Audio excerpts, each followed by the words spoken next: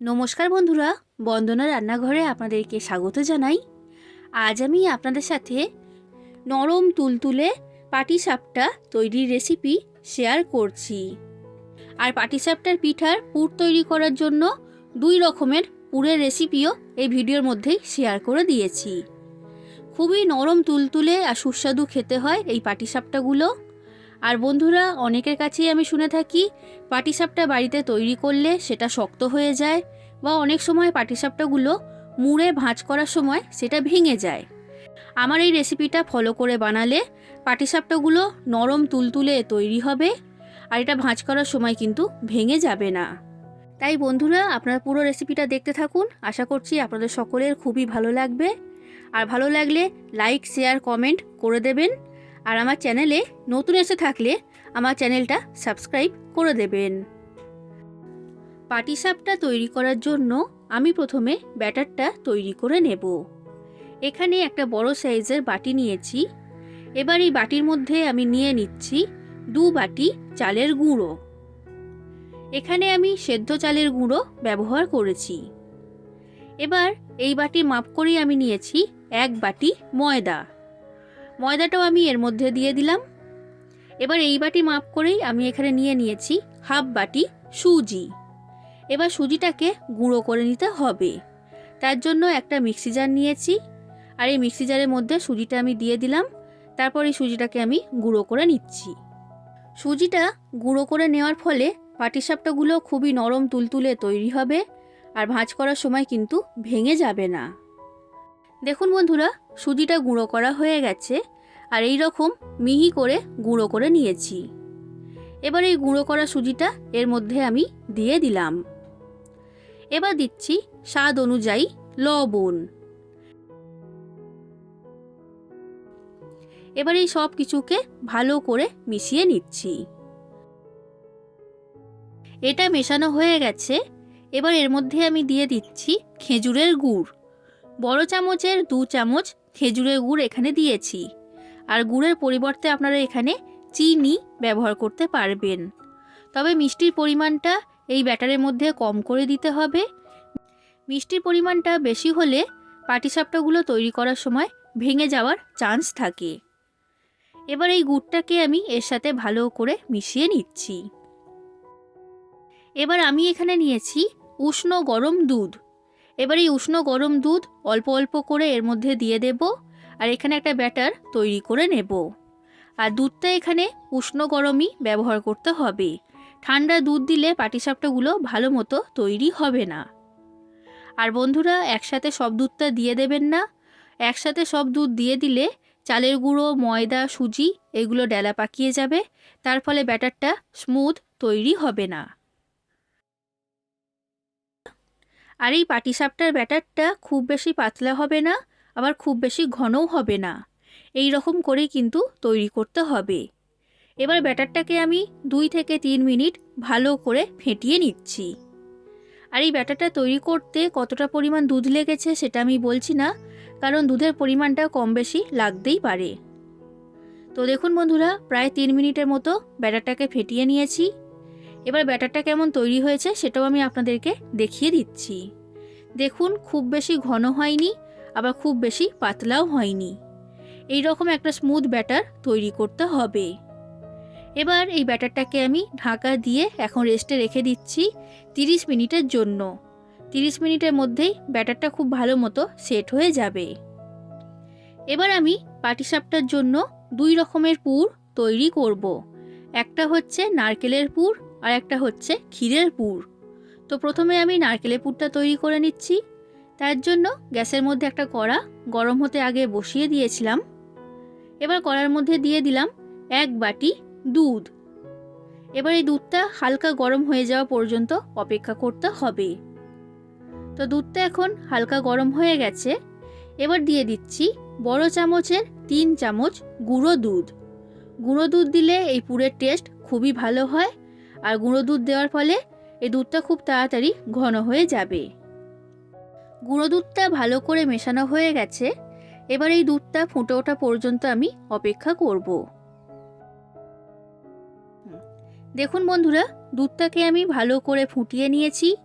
এবার গ্যাসের ফ্লেমটা আমি বন্ধ করে দিচ্ছি। এবার এই দুধের মধ্যে আমি দিয়ে দিচ্ছি 1 বাটি খেজুরের গুড়।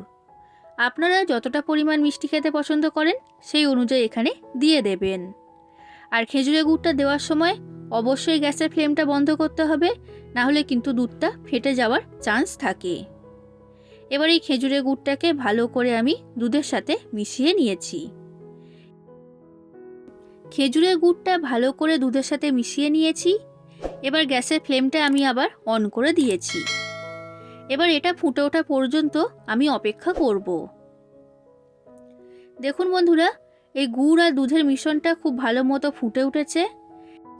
এবার এর মধ্যে দিয়ে দিচ্ছি নারকেল কোড়া। তো এখানে আমি একটা গোটা নারকেল ব্যবহার করেছি। এবার নারকেলটাকে ভালো করে আমি এর সাথে মিশিয়ে নিলাম। এবার গ্যাসের ফ্লেমটা মিডিয়াম থেকে হাই ফ্লেমে রেখে এইভাবে নাড়াচাড়া করে এটাকে পাক দিয়ে নিতে হবে। তো দেখুন বন্ধুরা, এটাকে আমি খুব ভালো করে পাক দিয়ে নিয়েছি। এটা এখন একদমই শুকনো তৈরি হয়েছে। এর থেকে বেশি শুকনো করব না, কারণ ঠান্ডা হয়ে যাবার পর এটা অনেকটাই শক্ত হয়ে যাবে।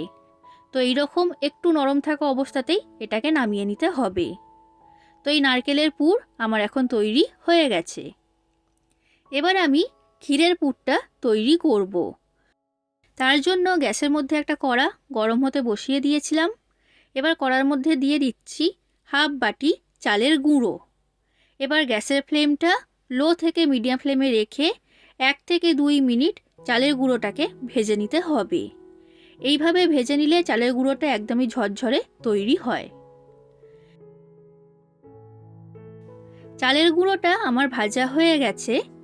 এবার এর মধ্যে আমি দিয়ে দিচ্ছি 2 বাটি দুধ। দেখুন বন্ধুরা, 2 বাটি দুধ এর মধ্যে দিয়ে দিয়েছি আর ভালো করে চালের গুঁড়োর সাথে মিশিয়ে নিয়েছি। আর এই রকম একটা মিশ্রণ তৈরি হয়েছে। এবার আমি এর মধ্যে দিয়ে দিচ্ছি 1 বাটি খেজুরের গুড়। আপনারা যতটা মিষ্টি খেতে পছন্দ করেন সেই অনুযায়ী গুড়টা এখানে দিয়ে দেবেন। এবার গুড়টাকে ভালো করে এর সাথে আমি মিশিয়ে নিচ্ছি। আর এই সময় গ্যাসের ফ্লেমটা লো থেকে মিডিয়াম ফ্লেমে রাখতে হবে। বন্ধুরা, আপনাদের যদি এই পাটিসাপটার রেসিপিটা ভালো লাগে তাহলে অবশ্যই লাইক করে দেবেন, যতটা সম্ভব ততটা শেয়ার করে দেবেন, আর কমেন্ট করে জানাবেন কেমন লেগেছে আমার এই রেসিপিটা। আর এই ভিডিওটা যদি এতদূর পর্যন্ত আপনারা দেখে থাকেন তাহলে অবশ্যই আমার চ্যানেলটা সাবস্ক্রাইব করে দেবেন। তো প্রায় 3 থেকে 4 মিনিট এটাকে আমি ভালো করে পাক দিয়ে নিয়েছি। এখন আমি এর মধ্যে দিয়ে দিচ্ছি নারকেল কোড়া। তো 3 চামচের মতো নারকেল কোড়া দিয়েছি। নারকেল কোড়া দিলে খেতে ভালো লাগে। আর এরপর দিয়ে দিলাম 1 চামচের মতো গাওয়া ঘি। এবার ঘি আর নারকেল কোড়াটাকে ভালো করে এর সাথে মিশিয়ে নিচ্ছি। সব কিছুকে ভালো করে মিশিয়ে নিয়েছি। এই ক্ষীরের পুরটা আমার এখন তৈরি হয়ে গেছে। এর থেকে বেশি শক্ত করব না, কারণ ঠান্ডা হয়ে যাবার পর এটা কিন্তু অনেকটাই শক্ত হয়ে যাবে। এবার ক্ষীরের পুরটা আমি কড়ার মধ্যে থেকে তুলে নিচ্ছি। দেখুন বন্ধুরা, আমার এখানে 2 রকমের পুর তৈরি করা হয়ে গেছে। 30 মিনিট হয়ে গেছে বন্ধুরা। আমি যে পাটিসাপটার ব্যাটারটা তৈরি করেছিলাম সেটা নিয়ে নিয়েছি, আর ব্যাটারটা খুব ভালো মতো সেট হয়ে গেছে। এবার ব্যাটারটাকে আমি একবার ভালো করে ফেটিয়ে নিচ্ছি। আর দেখে বুঝতেই পারছেন ব্যাটারটা কিন্তু খুব বেশি পাতলা হয়নি, আবার খুব বেশি ঘন হয়নি। এই রকম করেই ব্যাটারটা তৈরি করতে হবে। এবার আমি পাটিসাপটাগুলো তৈরি করব। তার জন্য গ্যাসের মধ্যে একটা ফ্রাই প্যান গরম হতে বসিয়ে দিয়েছিলাম। এবার ফ্রাই প্যানের মধ্যে আমি লাগিয়ে দিচ্ছি গাওয়া ঘি, আর ঘিটাকে চারিদিকে ভালো করে লাগাতে হবে।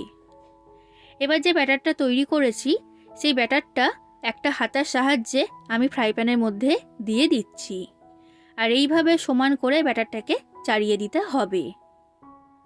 এবার গ্যাসের ফ্লেমটা লো ফ্লেমে রেখে এটাকে এখন আমি হতে দেব। যখন উপরের দিকটা সম্পূর্ণ শুকনো হয়ে যাবে তখন এটাকে নাড়াচাড়া করতে হবে। দেখুন বন্ধুরা, এর উপরের দিকটা একদমই শুকনো হয়ে গেছে। এবার এর মধ্যে আমি দিয়ে দিচ্ছি ক্ষীরের পুর। তো পরিমাণ মতো পুর এর মধ্যে দিয়ে দিয়েছি। এবার এই পাটিসাপটাটাকে রোল করে মুড়ে নিচ্ছি। আর দেখতেই পাচ্ছেন এই পাটিসাপটাটা রোল করার সময় কিন্তু একটুও ভেঙে যায়নি। এবার গ্যাসের ফ্লেমটা লো ফ্লেমে রেখেই এটাকে এইভাবে উল্টে পাল্টে দুটো সাইড একটু ভেজে নিতে হবে। আর বন্ধুরা, পাটিসাপটা তৈরি করার সময় গ্যাসের ফ্লেমটা কিন্তু লো ফ্লেমে রেখেই তৈরি করতে হবে। তো দেখুন বন্ধুরা, এই ক্ষীরের পাটিসাপটাটা আমার তৈরি করা হয়ে গেছে। এবার ঠিক একই রকমভাবে নারকেলের পুর দিয়ে পাটিসাপটা তৈরি করে দেখাচ্ছি। গ্যাসের ফ্লেমটা লো ফ্লেমে রেখে ফ্রাই প্যানের মধ্যে ঘি লাগিয়ে দিয়েছি। তারপর এই ব্যাটারটা এইভাবে সমান করে ফ্রাই প্যানের মধ্যে চাড়িয়ে দিয়েছি। এটা উপর থেকে একদমই শুকনো হয়ে গেছে। এবার নারকেলের পুরটা আমি এর মধ্যে দিয়ে দিলাম। এবার এই পাটিসাপটাটাকে রোল করে মুড়ে নিলাম। তৈরি হয়ে গেল নারকেলের পুর দিয়ে পাটিসাপটা। তাহলে বন্ধুরা, আপনারা বাড়িতে অবশ্যই একবার আমার এই রেসিপিটা ফলো করে পাটিসাপটা তৈরি করবেন। আর কেমন লেগেছে সেটা কমেন্ট করে আমাকে জানাবেন। আশা করছি আপনাদের সকলের রেসিপিটা খুবই ভালো লেগেছে। আজ আসি বন্ধুরা, আবার দেখা হবে অন্য কোনো দিন অন্য কোনো রেসিপির সাথে। ধন্যবাদ।